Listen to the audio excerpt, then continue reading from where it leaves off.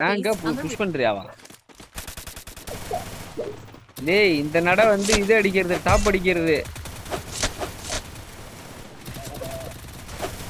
இந்த நட வந்து விடுறதே கிடையாது. குளோபல் டாப் அடிக்கிறோம் அந்த டைம்.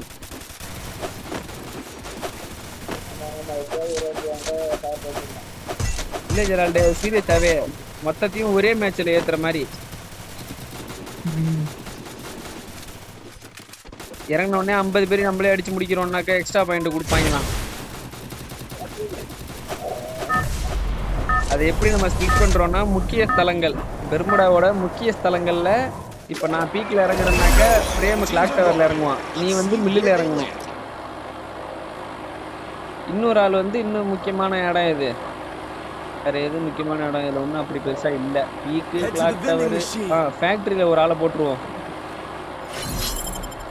இறங்கினீங்கன்னா அங்கேயே 2 ஸ்குவாடு, 4 16, அது கூட இன்னொரு 4 16, ஆக 32 கில்லு நமக்கு வந்துச்சு டீமுக்கு.